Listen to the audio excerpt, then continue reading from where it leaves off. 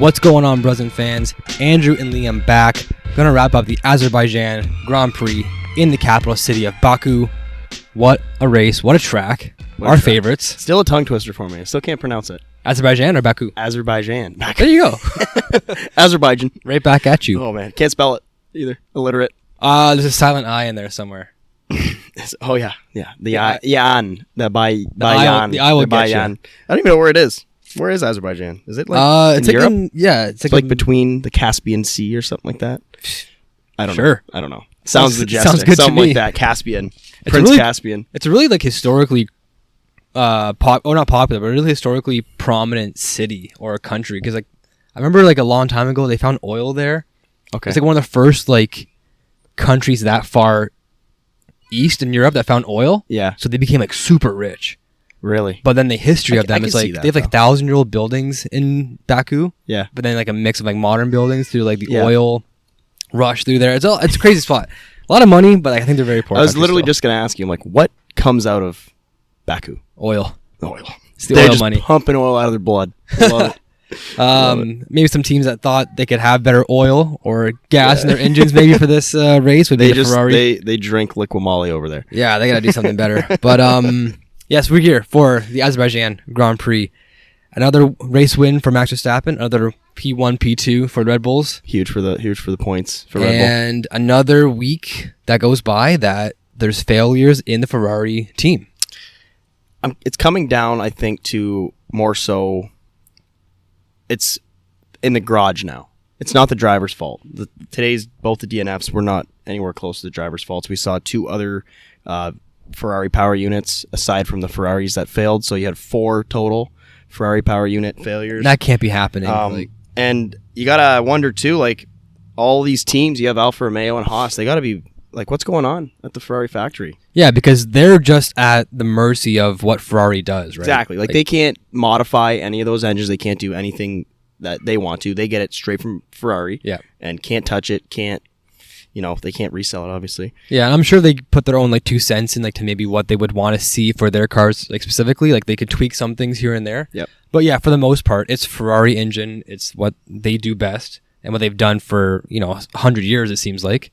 Yeah. And for them to be having failures now in the first quarter of the race season, that's kind of when you see the failures kick in. Mhm. But you had Sainz.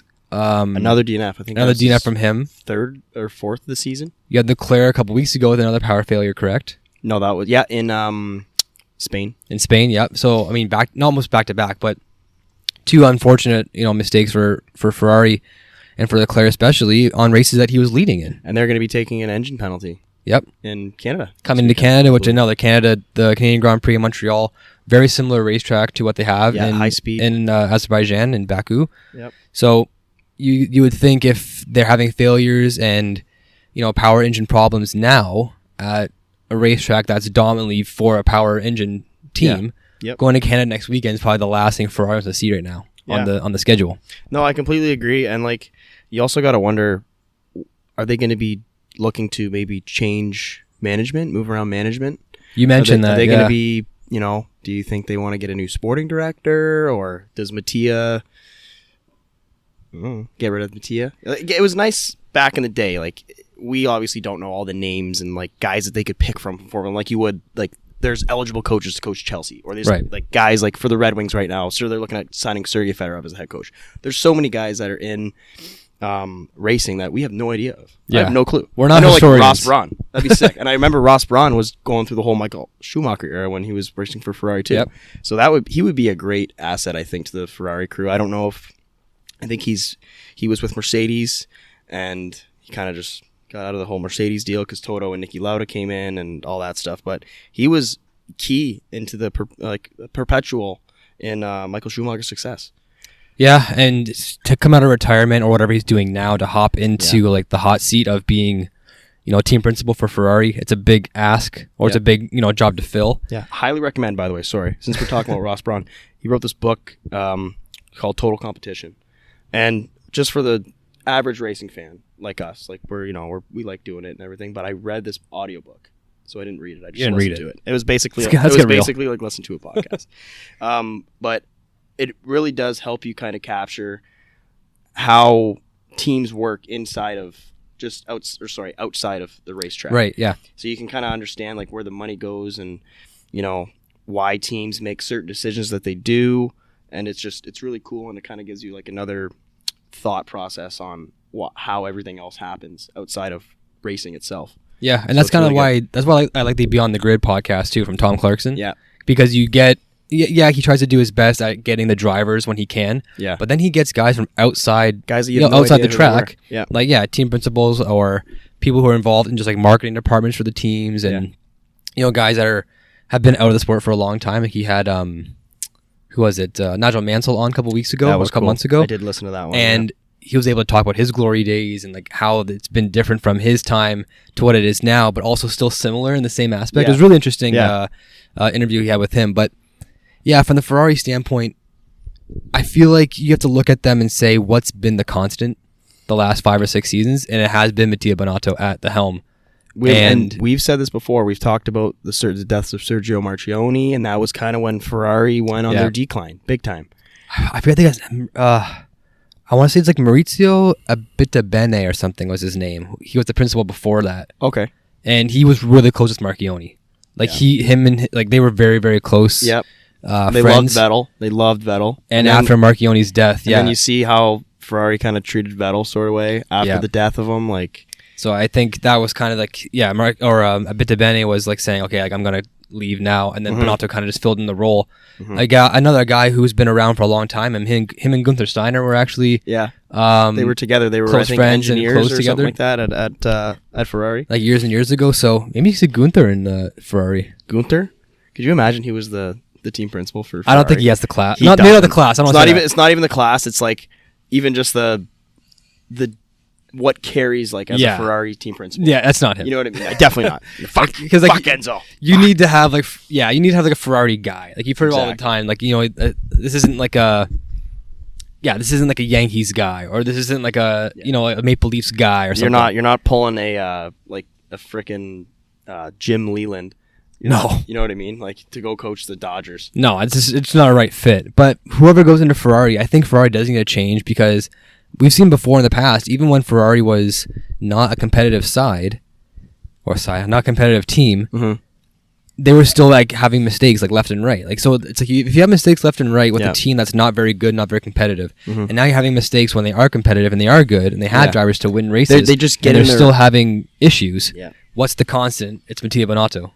You got to start pointing fingers, right? Because you clearly have a car that's out-qualified pretty much every race this season. Right, Charles 6 Leclerc, poles. Charles Leclerc has been on pole in the last like 5 races or something like that. I think he has 6 this season. And so in the far. last 3 races, he has 2 DNFs, and he came 4th in Monaco. And Monaco, as we know, was a total team screw up. Yeah, if you guys want to hear us talk about Monaco Grand Prix, you guys can hit the link right now. Yeah, we have it. That's our last podcast up. That was And last weekend. last episode, last weekend we did it. Yeah, we did it a week after. Was it it was a little bit delayed. Yeah, we but had, like I said, we live normal lives. Yeah, but today for Baku, we're gonna have this podcast coming out to you guys on the day of, on race day. Which is great. It is race day. So just to get away from Ferrari a little bit, we'll probably circle back to them when we talk more about the race. Yeah. But Red Bull, another just consistently good race for them.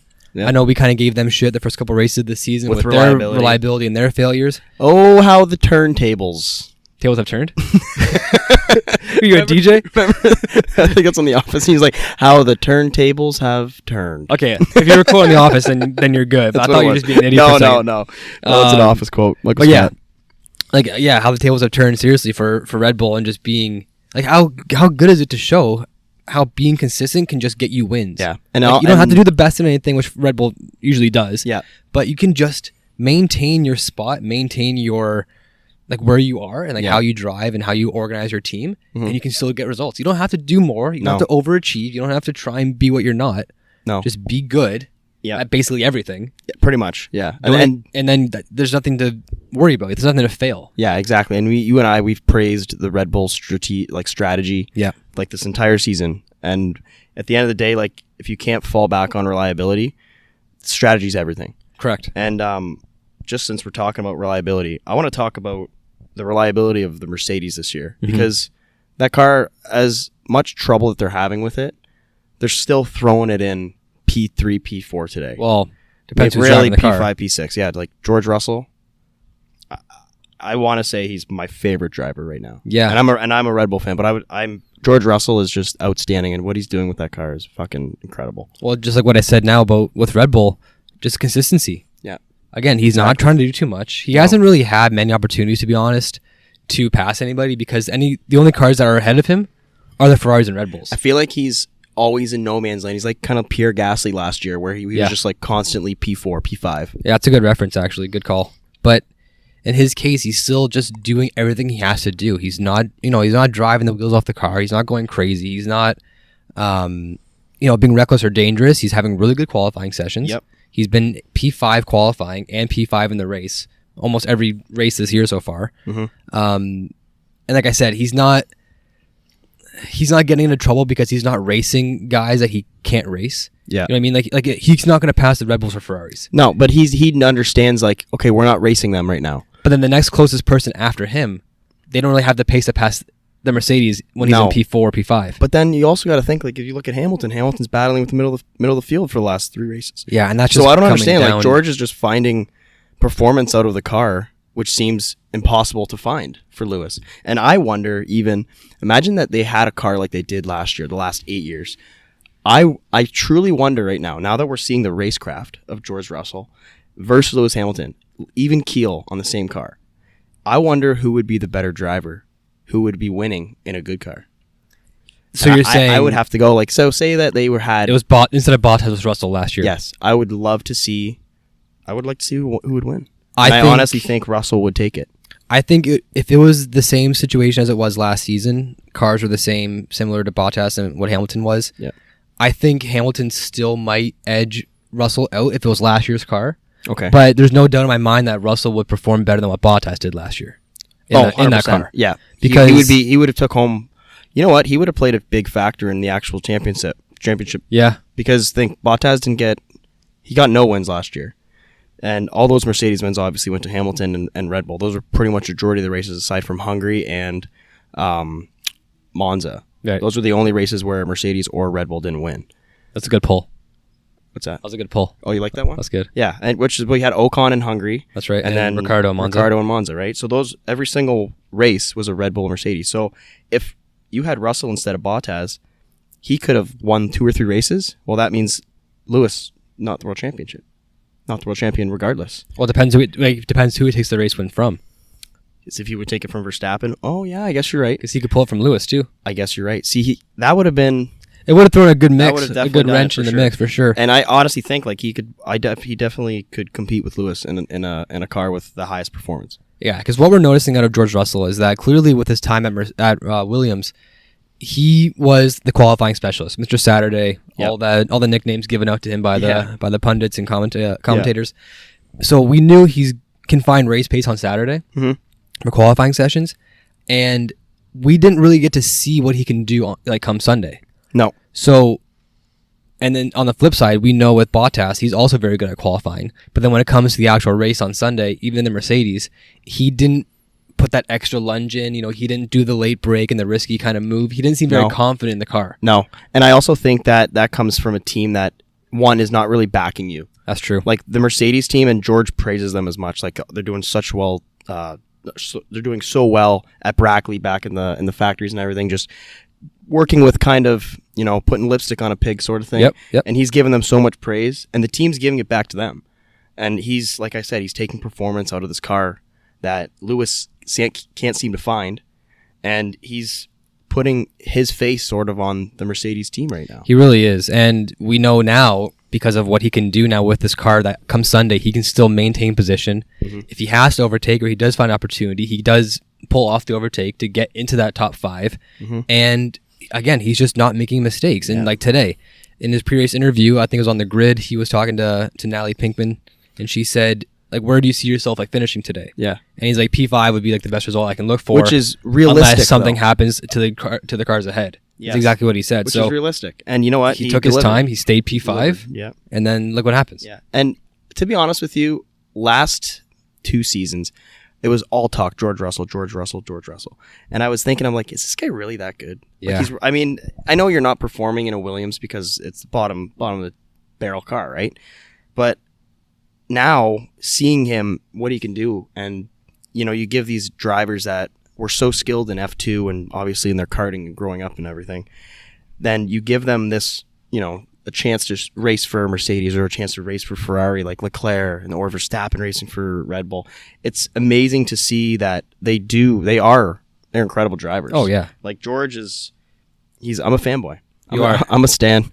You're a George stan? I'm a George stan. Oh boy, 100%. I mean, if there's any driver to pick and choose right now from like the young crowd, yeah, I mean, George. It's George for sure. Who better to look at than George Russell? Yeah, and like Leclerc's awesome, and I think he deserves to win a world championship this year too.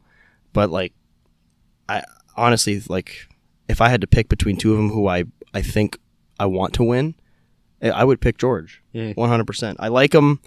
I think he's just so focused. You could just tell he's just such a focused driver, and good word to use. Focused on the task at hand, and like he doesn't expect too much, but he expects as high as he can achieve. Yeah, and if he can achieve that, then that's great. It's not like instead of being optimistic, you be more so realistic. You know what I mean? Mm-hmm. And even with his days at Williams, I remember seeing him in interviews and stuff saying how like he demands more from the car still. Like he still wanted to like push the team, and he still wanted to aspire to be more than what they were at Williams. Yep. But that's just giving himself confidence, I think, to go forward. Yep. Trying to boost the team morale too, a little bit most likely. But he's always had full confidence in himself. That's one thing with George Russell that you can't take away from him. Yeah. He believes that he can be the best version of himself. Yep. And if he's just given the tools, then there's no doubt in my mind that he wouldn't be a world champion one day.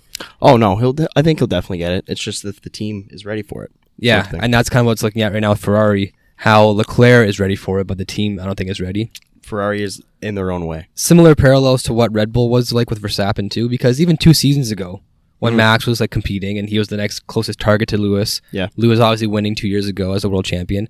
Max was there. Yep. Like I don't know, I can't remember the exact amount of point finish differential there was. Yes. But I think he was top 3. Max is like still winning races. I believe he probably won second most races on the grid. Yep. 2 years ago. And I don't know if that was a case of Red Bull not being ready. I think it might have been the case of Mercedes just being a powerhouse still. Yeah. And just winning more races than Red Bull was. Just a force to be reckoned with. But now in the comparison to Ferrari and Red Bull, maybe it is just going to take a little bit more of a growing period for Ferrari to come into the fold. Like, it's just their first year being competitive. In a long time. Right. Since the Schumacher and Raikkonen era. Really. Yeah, it seems like 5 seasons. I mean, even like with Vettel, he was there. Like the battle was a lot of times Vettel and Hamilton. Yes. Mercedes coming out on top majority of the times, but I think Ferrari they came out firing in the first couple of races of the season. Oh, absolutely. And we kind of knew that just based off of all the talk from preseason testing. They knew that Ferrari was going to be coming with a strong car. Yeah. And you heard Toto Wolff and Christian Horner saying, well, from what we hear right now, the development that Ferrari's had is way surpassed what we did because last year they put most of the money and engineering into their car 2021. Yeah. So I think that this year for Ferrari, like I said, the biggest thing is they're in their own way sort of thing. Yep. Whereas, Red Bull, Mercedes, it's the reliability is different, but the tables have turned. Yeah. No, they really have. And like at the beginning of the year, all the signs were pointing red to Ferrari as going to be like the one to talk about. I even said, I was like, yeah, that's a lock for Ferrari. I think we both said it. Like, that's a lock. Because they were so dominant, like so fast. It was it was incredible. And they still are. No, they are. It's just coming down to reliability. Exactly. And I just think that's where they're not ready yet. It's like, I don't want to say it's a maturity thing because like you look at Ferrari and say they need to mature and like grow as a company and as a team. Yeah. It's Ferrari. It is. Like, they don't need to do that. It's just this current regime might have to tweak some more things. Like I was saying, like you might have to move some bodies around. Start pointing fingers. Yeah. Which I mean, we've seen before how Ferrari deals with their drivers and like kind of the backlash that they get when drivers and they depart teams. Yeah, or when they don't see eye to eye, if it's your... So if that's how they treat their drivers, I wouldn't surprise you if they treat, their team principals or their engineers any way different. I would think. It's a very cutthroat It's a very cutthroat team in general. But even like the league itself, like F1. Yeah, the sport. Formula One is one of the more cutthroat sports out there. At the end of the day, you're dealing with millions and millions of dollars, right? Someone's got, and that's got to be coming from somewhere, or someone has to be making that money. Yeah, and it is cutthroat when it comes to the end of the day. You work in an automotive industry, they don't care. No, they don't care. No, like, they trim fat when they can, exactly. And it's maximum profit. It's either to save money or it's to increase performance. And if you have expectations like a team that Ferrari, who is so notoriously successful in Formula One, yep, you really think that they're worried about having, say for instance Mattia? No, we could find a couple more guys. Yeah, you know what I mean. So you better start producing. We need to start. You're looking bad on our name at the end of the day. Yeah, there's no doubt in my mind that they're probably doing some behind the scenes due diligence and trying to, find somebody else. Like, who wouldn't be? And it's like exactly. Any sport in the world. But then again, if you're never safe as a head coach or as a manager. No, exactly. Then again, though, would you really want to have that responsibility to be the team principal of Ferrari? Well, I think it's also an opportunity you wouldn't pass up. It's a great opportunity not to pass up, but it comes with massive expectations. The only person that passed up an opportunity like that was Billy Bean. Who's that? From Moneyball. You got the offer from the Red Sox. Oh, that's such a good movie. You got the I forgot about that movie. You got the Red Sox offer. I gotta watch that tonight. That's really good. Yeah. Moneyball with Brad Pitt. Yeah, he got the Red Sox offer and he turned it down. And he showed Jonah Hill's character like the budget of what he was going to be paid. Yeah. And he's like, I knew like walking in there I was going to say no. And then he said, well, why did you take the offer? Or why did you take the meeting? He goes, it's the fucking Red Sox. Like, why are you not? You're not going to say no to the Red Sox. Yeah. Dude, so same kind of thing. I mean, it's a huge job to fill, a huge role to fill. Mm-hmm. But if you get offered the head coaching job for the Dallas Cowboys, yes, or the LA Lakers or the New York Knicks, you're not going to say no. No, absolutely not. Dude, my laptop is just on fire. It is so hot. Is it scorching right now? Oh my god. My body temperature right now, I'm sweating profusely. In fuego? I'm sweating profusely. It's probably like 85 degrees out right now. Well, it's a beautiful day. Humid. It's really humid in winter. It is. For everyone. Like, we get ridiculously humid. It feels like it's like Florida humid. Yeah, my underleg is sweating. Yeah. Exactly. But I mean, we can't pass up I was complaining about how ugly and ghostly, disgusting my skin was. Yeah. What did you say it was? You said something ghostly. No. At the beginning of the year, it was. Coming to you live from the surface of the sun. Oh yeah. Yeah, I had to put my shades on when we're recording downstairs. Yeah. Oh yeah. But no, if we have the choice of recording in the studio or recording out here, definitely I'm picking outside. 100%. I'm taking out here for sure. Once it gets September and October, when we get to like the end of the year, then we'll be in the studio. Just to dive a little bit more into the actual race itself, those two DNFs from the Ferrari boys. Yeah, honestly, it kind of just set that, the course right for the rest of the race. We had Verstappen was like 20 seconds ahead of Perez at the end of the race or something like that. Yeah. So at a race like that, it's you don't really. When I'm watching it, I don't really focus on the leaders at that point. It's a midfield battle. It's all midfield battles. Yep. And we saw at the end it was Lando and Ricciardo going toe to toe, and Ricciardo ended up finishing higher than Lando, obviously. Yeah. But they were kind of. You heard Lando was getting a little frustrated because Alonso was ahead of Ricciardo, and you could just hear Lando was saying, "Okay, well, this was a strategy call, but this isn't like an ending race result sort of thing, right? So like either let me pass, let me race him, or I'm just gonna back off. There's no point." Yeah, and I think McLaren handled that properly. They gave Lando the choice, and they also they were almost asking for his not reassurance, but they were asking for his it was almost sounded like he was asking his permission. Did you hear his race engineers does that sound good? Kind of thing, they're asking is this okay? You okay with that? Well, they do cater to Lando big 100%. They need to. That's their guy. That's their golden boy. Like we talked on the last podcast, we don't know what Ricciardo's days are going to be like at McLaren for the next year. We don't know if he'll even be racing there next year. I think I saw a picture on ESPN F1 that Ricciardo did say that he will be racing for McLaren till the end of the year next year. Okay. But I could still, it depends on performance and your race results at the end of the day. I want you to read from me this little line I wrote right here. These two and then that one. This is what I wrote down yesterday before the race weekend even started. Who I need good performances from this weekend. Ricciardo, AlphaTauri, Alpine, Aston Martin, Lewis. So 3 out of 5 hit. They did for this weekend. I mean, Ricciardo. You should go buy a lottery ticket. I think Kelly did last night. Did she? Yeah. You could be a millionaire. You don't even know. We'll see. But I know, just looking at how the standings were looking and how the recent races have gone for certain teams and certain drivers. Yep. I just want to put down quickly who to look for especially, who I'd keep an eye on for this weekend. Yep. It's not so much the top teams because we know what they are, but the guys in like that midfield hunt. Ricardo, clearly number one. Yep. Had to have a bounce back race. He did. Yep. Qualifying didn't go as good yesterday. Qualified P12 behind Lando and P11. Wasn't the greatest session from both McLaren boys, but come race day, they found the pace. And obviously, with having two guys retired ahead of them, that boosted them up the standings a little bit. But still, like Ricardo started on a different compound tire. He started on the hards, along with a few other drivers. But still, him doing that, different strategy, gave him a different look at the race, gave McLaren, a different view of what they can do as well. Also give, new data for the hard compound tires too for later on in the race for Lando. Yes. So he ran a good race though. Got lucky with the safety cars coming out and be able to get a free pit stop out of it. Yep. But Ricardo to finish in, was it P8? Ricardo finished in 8th. Yep. Yeah, Ricardo to finish in P8. So both points, like 2 points for the McLaren team today. That's not bad. And P9 for Lando. That was, obviously they want to finish a little bit higher. Lando himself holds himself to high regards too. Absolutely. And he wants to always be higher and better than what he actually finishes. But to go 8 and 9 for McLaren, as a team, I think that's their best result of the season. I know Lando finished P4, I think, one race this year. Yeah, that was in no. Was it Imola? He was on the podium. Was it Imola? No, he was on the podium in Imola. Okay, yeah, it's P3, yeah. Yeah, because Charles finished 9th and Sainz didn't finish. That's right. So it was like Lando's had a podium this year already. So I mean, he's already had like his shining moment for the season, which I don't think he will get again this year unless things obviously go his way.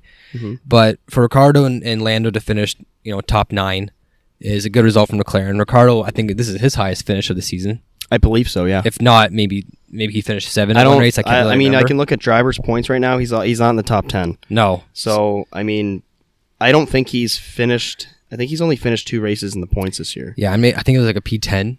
Maybe a 9 or something. Yeah. So for him just to find points, that's good. And he held off Lando towards the end of the race there.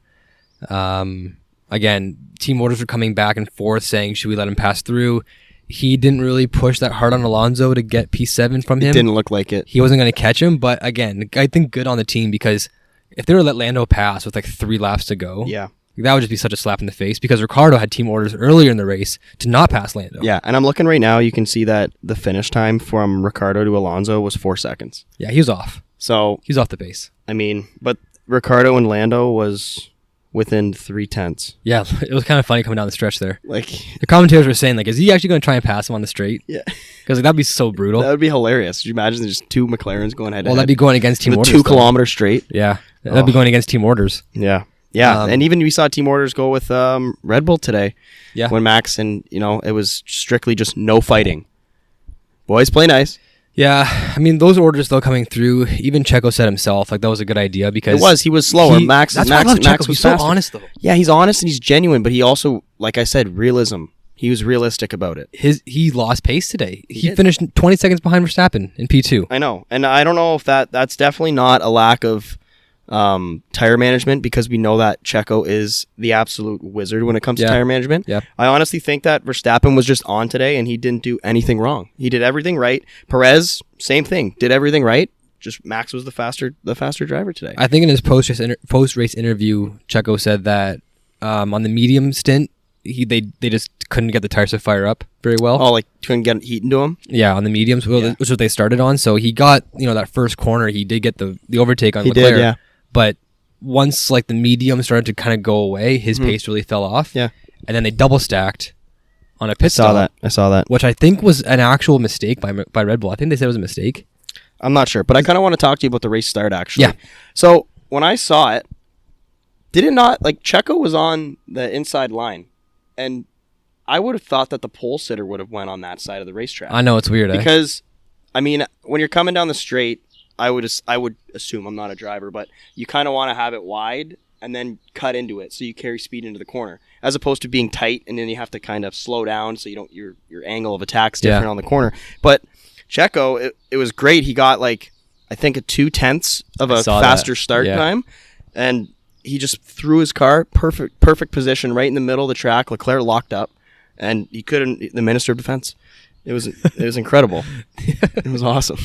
Yeah, it was. But I was just kind of confused because I'm like, Why wouldn't the pole sitter be on the inside? Because you would think that'd be the advantage in the You corner. would, because that's the racing line. Yeah. So I don't know. I thought that it kind of reminded me of that Ayrton Senna and Alain Prost back in like 1989 when they threw Senna on the dirty side of the track for the pole. Yeah. And that was when I think he just like crashed right into Prost. That's probably during the French Grand Prix too, wasn't it? It might have been Japan, Suzuka. Okay. I'm not 100% sure. I don't know the story. I just remember there was a lot of controversy going on like, during the French Grand Prix in particular because because the the FIA president was French, and then Alain Prost was French. Yeah, honestly, if you guys Netflix in Canada actually just got the Senna documentary, so good. Highly recommend it. It is sad at the end, but spoilers. It's great, and well, yeah. I mean, if you're watching this podcast and you don't know that Ayrton Senna died, then check your facts. Check your facts, Check son. your facts. But yeah, no, it's really good. I highly recommend if you guys want to just kind of understand and know what went on in that era of Formula One, which to me I think that was one of the coolest eras back in that day, right? You know, the Marlboro cigarette sponsors, late 80s, early 90s. all that. It was just cool.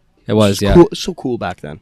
I mean, yeah, because like in the 70s with like, you know, or 70s and 80s with Niki Lauda and like James Hunt, like those guys were like, they were greasy. So like, sick. like they were so sick. That was a grimy era as well. It was. But, you know, it was a lot of sex, drugs, rock and roll, and like F1. Like it was a very different time than what it is now. Pretty much, yeah. With like the training regimens going on by the drivers and like how it's just so different. James Hunt's probably had a couple tetanus shots. Fucking guy. Just from also like another, you know, like teams to look for the performance for this weekend. Mm-hmm. I look at AlphaTauri as well. Got the shirt on today. $900 shirt. Shirt came in just in time for the Grand Prix. And Liam and I were talking earlier, the boys. saying like maybe this would be like the boost that AlphaTauri needs. And it was. Gasly finished P5. It got them in there. It did, and I think he needed that for his confidence too, because he doesn't know where he's going to be racing next year. Yeah, I do think that he deserves to be racing for a top 4 team, whether it's McLaren or even. Could you imagine he goes to Alpine and takes Fernando Alonso's spot? They will never do that. You don't think so? Well, him and Ocon hate each other. Imagine they had 2 French drivers.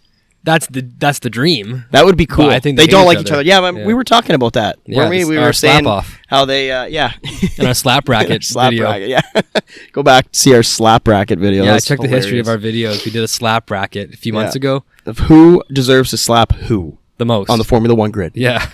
It was interesting. Yeah, it was funny. But yeah, no, that would be cool. But I think that's definitely a big hit for his confidence. Like he's just a big boost finishing P5. It's kind of where he was all last year, so it's nice for him to see. Granted, there was 2 Ferrari DNFs, but yeah, that would have changed everything, and that's racing. This is Baku, as Fernando Alonso would say. Yeah, and even for Yuki Tsunoda too, like him and Gasly both qualified in top 10. I think for the first time this year, both of them being in there. Yeah. Tsunoda unfortunately having damage to his rear wing, had to take a penalty, get it fixed up with only 10 laps to go maybe, so that set him back a few places. I think he finished P12, if I don't believe P13, but he was in like 9th, I think.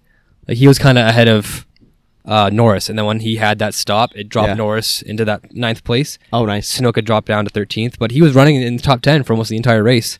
Yep. It was. So it would have been good points for AlphaTauri. It would have, yeah. Vettel snuck into the points there, 6th. Yeah, Vettel had a really solid He did race. have a good one, but he's always been solid at Baku, though. Yeah, that's been his spot. Finished on the podium last year. Yep, he did. Yeah. That's right for Aston Martin, because that whole thing that happened with Hamilton and the race restart after Verstappen's crash. Checo getting the win. No crashes today. No, I was surprised. It was honestly not nearly as exciting as last year's race. Right. The tires clearly were more durable and reliable for the teams, because there was 2 blowouts on the main straight last year.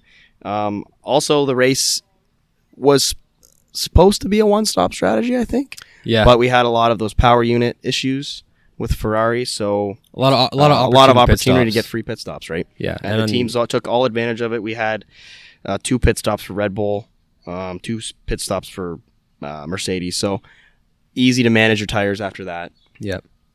And the driver of the day, I think 14% voting was for Lewis Hamilton. Was it? Yeah, he where did he qualify? I think he qualified 7th or 8th. I believe it was 8th. 8th on qualifying? I think so. 7. 7? So yeah, he was 7 on qualifying. And he finished 4th? Finished 4th. Again. Did he get driver of the day? 2 DNS. He did get driver of the day. just to go back to Mercedes and talking about how they have to figure themselves out, the porpoising issue with Mercedes is becoming an issue. Becoming a health hazard. Becoming a health hazard, according to Toto Wolff. Yeah. So actually, say what you heard about Toto. Yeah, during Toto's pre-race interview on the grid there, he was saying how the porpoising issue at Mercedes is by far one of the worst amongst the grid, and it looks so painful on the straights. And Lewis is starting to develop back issues, and like his spine is bouncing like this every single time, and especially at Baku, especially going to Canada next week, those main straights are long, fast, and it's going to become more of an issue. It's going to become more of just a performance issue. It's becoming a health and safety. So what Toto wants to do now is he's proposing to the FIA to try and restrict the regulations that they put on at the beginning of the year, so that they would raise the floor of the vehicles. Yes. Because right now the regulation is that they have to have the floor at a certain height, the body has to be a certain shape or design, whatever it is. And Toto's saying that because those regulations are put in place, Mercedes can't do what they can do to fix the porpoising issue. Classic Mercedes. So he wants to level off the entire field and have the same floor for everyone, basically. Wouldn't that be nice? So that would now, whatever teams are pulling advantages from having their porpoising issue fixed, now it's across the grid. There's no porpoising issue because everyone's on the same playing field. Why don't you just engineer a better car? That's what I'm saying. Right? Like, what? This is so typical Mercedes. It's a very Mercedes dirty trick. The reason that the car, they have to be so close to the floor is because when they had ground effects back in like 1975, the cars would literally fly like airplanes. Yeah, if they were too high. They would get airborne. So that is the reason why they have the cars that low. I know. Change the ride height. I know. Sorry. You guys are supposed to be the best engineered constructors.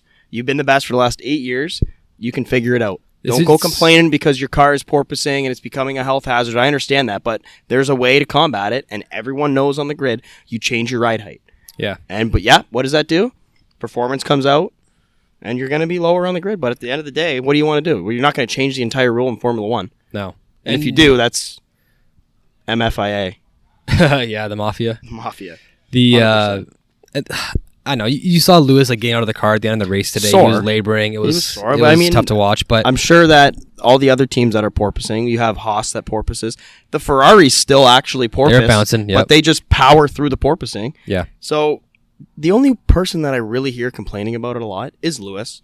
And whatever. He's a whiner regardless. But look at George. Did you see George complaining about the bouncing?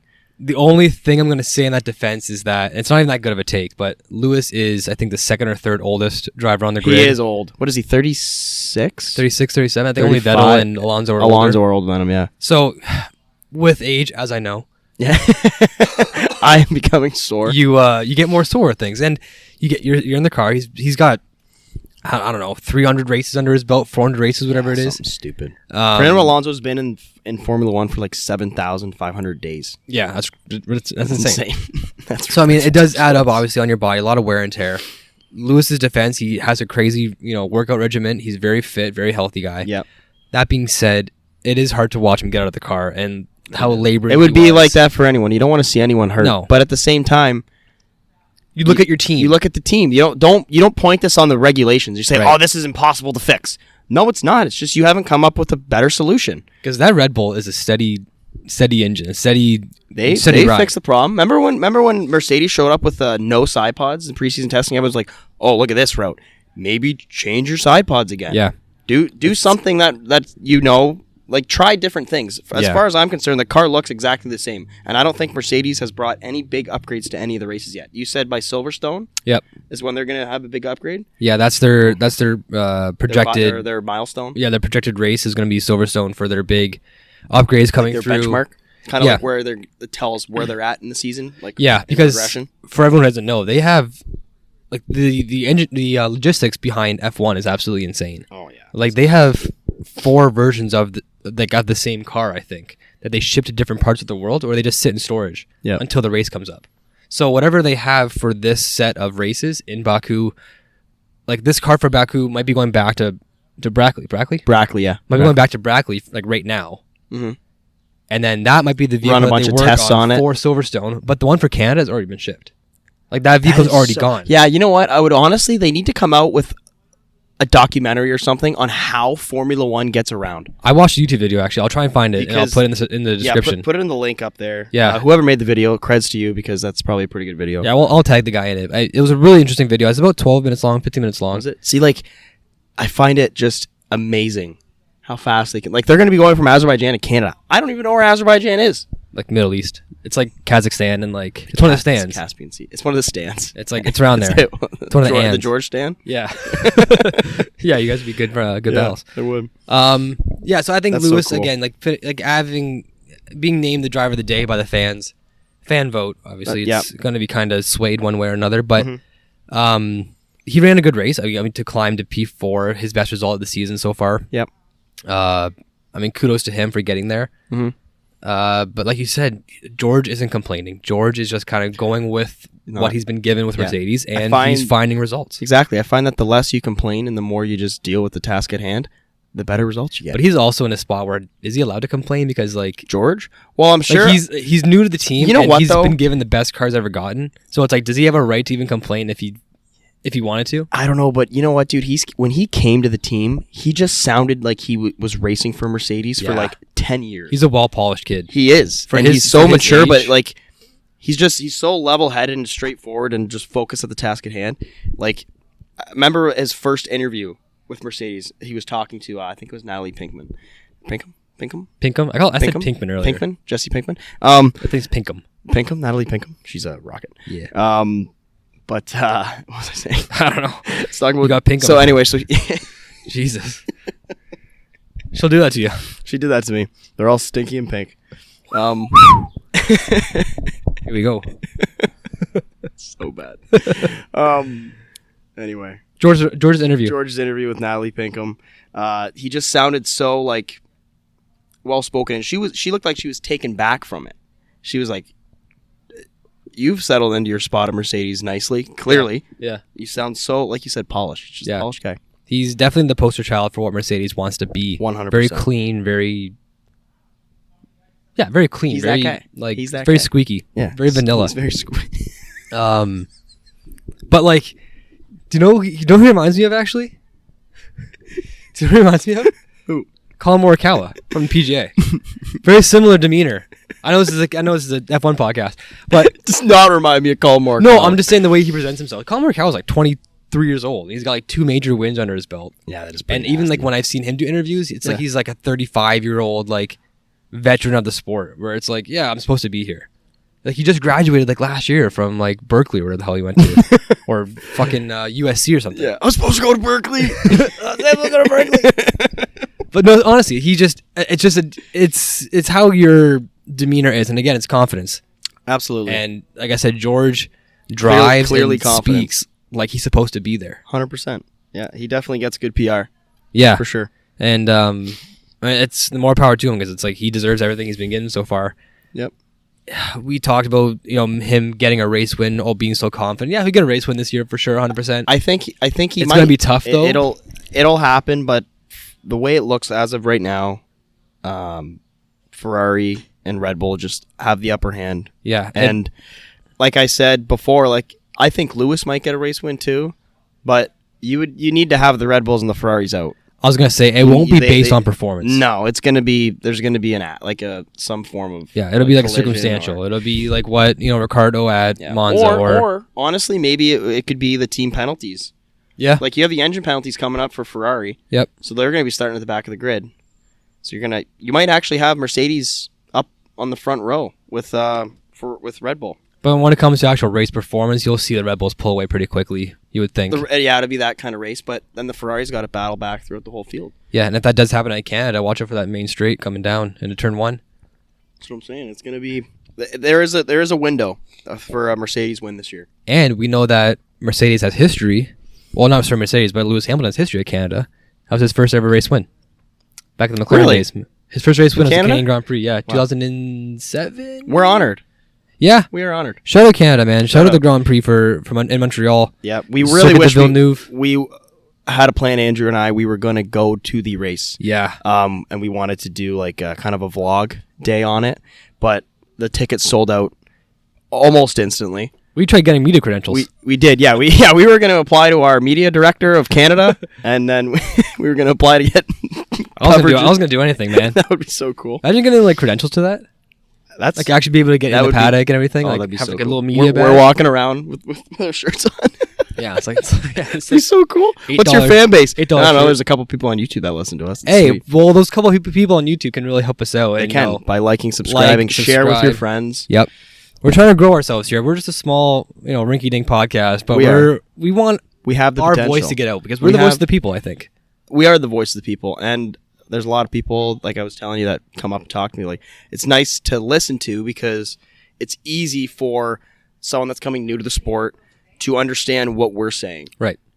As opposed to listening to the F1 Nation podcast or the WTF1 podcast. But I really don't like that Matt Gallagher guy. Yeah, he can go and kick stones or fly a kite or something. That guy's a weirdo. I know. He's been around for a long time now, and like he's I know. Dude, so many people roast him on Twitter. Oh, I know he does. It's awesome. Yeah, I love looking at those. He gets chirped pretty hard. Oh, it's great. Yeah. But anyway, it would be really cool if we could, make something. And honestly, if we made any money, we would just buy better equipment and just make this like better quality. Yeah, we would definitely reinvent. Well, right now we're recording. Literally, we have. Don't give away our secrets. I kind of want to because this is a hilarious setup we have right now. It is. We have a tripod with a camera, a phone on it. Andrew's iPhone SE or something like that. Whatever version it is. And then we have two other phones. One's being held up by a dog toy. The other one's being held up by a plastic cheesecake. And that is kind of how we're getting our angles. Well, when you put it like that, and we're giving you this. And we're still trying to give some good content. Andrew's the editing man. Like he does all the editing. It's all DIY. It's all DIY. This kind of things. Big time. That's how you gotta start out. That's how you start out. And yeah, it's up to the fans. It is. And I was gonna say, like, people who listen to the other podcasts, those people that are presenting already assume that the audience knows what they're talking about. We break things down to like let the audience know that we're learning still. Oh, 100%. And this every time that we do a podcast, it's a new learning curve. Oh, big time. I try and not interrupt you. I'm pretty bad at that because when I get something in my head, I like talking about it. That's the Tourette syndrome. That's just just say that. I have Tourette's. Disclaimer. Shout out Tourette's. I had to learn today what a hydraulic pump was. Because that's what the issue was. Oh, that was the issue for Ferrari. Yeah, it was Carlos Sainz had a hydraulic pump issue, so I was Googling hydraulic. You learn something new every day. Yeah, I was actually looking up diffusers the other day. Yeah. Still don't really know 100% what they are. Oh yeah, I don't know what a hydraulic pump is. Yeah, it just pumps hydraulic. I read 2 paragraphs and I was like, okay. It was from an article from 2013, so like I didn't think it was even relevant anymore. Oh my god, that's funny. Yeah, you're like, I think they've upgraded the hydraulic pumps up from 2013. It's only been 9 years. Who knows? New regulations going back to the old school ways, maybe. I don't know. I don't know where I found the article. As far as I'm concerned, I think there's only one way that a hydraulic pump works. It sounds like something like a grandpa would say. Back in my day. They didn't have hydraulic pumps. We just lifted everything by hand. Pump ourselves. You're just driving the car and you're just doing this on the fucking side. Like, just need more gas. So you know the lazy boy chairs that like sling out? Oh yeah, the recliner. Yeah. It's just like what they did. With anything. That was their hydraulic pump right there. Oh my god. Anyway, to wrap it up, we had Max Verstappen, the race winner, Sergio Perez in second, George Russell in third, Lewis Hamilton fourth, and Pierre Gasly in fifth. That is your top 5 of the Azerbaijan Grand Prix.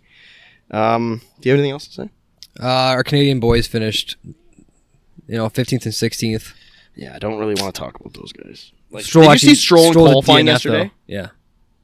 I know. Like, okay. That was a wind issue. So, I don't think it was. That's what they said. You know what the issue was? He ran into the wall at the beginning, okay? And he just bald spotted his tires. I know. And he went into turn 2, and he had no grip. But that's on the team, though, to bring him in. Like, they should have brought him in. Yeah, but I could see that. I want to say a bad word, but I'm not going to do it right now. That's on him to take it into his own hands and go pit and get new tires. You're in qualifying. Yeah. You have, I think there was 4 or 5 minutes left. You have more than enough time. Instead, you just look like a fairy. Yeah, because I think when he came in, it was 2.5 minutes left, I believe it was. Mm-hmm. So, there was enough time for the teams after the red flag to get out there for another lap. So, he definitely could have came in. Oh, for sure. 100%. Done like a racing pit stop. Yeah. And put on 2 new softs or 4 new softs. Himself and our country. I know. That's unfortunate, but... I know. Anyway, but yeah, that's all I have, actually. Yeah, same here. Like we said, the Canadian Grand Prix in Montreal kicking off next weekend. I'm so excited. Expectations, I mean, again, I don't think we can look far past Ferrari. Far past Red Bull. Yes. As the winners or the favorites. Yes. Ferrari will be there. Ferrari will be. They'll be there. They'll pending penalties. I believe. Okay, so I saw a stat yesterday. I think that they're going to be going on their third power unit now. Okay. So they're going to be taking penalties sooner than they wanted to, I think. But I'm not sure if it's going to be an engine penalty for Canada. Okay. So I don't know. I really don't know. We'll find that and we'll post. Yeah, we'll post that on our Twitter. On our Twitter. Twitter, Instagram, brusin.f1. Email. Yeah, emails are brusinf1 at gmail.com. Pretty simple. Everything is just brusinf1. Yeah. So you know where to find us. Make sure you guys like and subscribe. Like we said, it definitely helps us out big, and we love hearing the comments.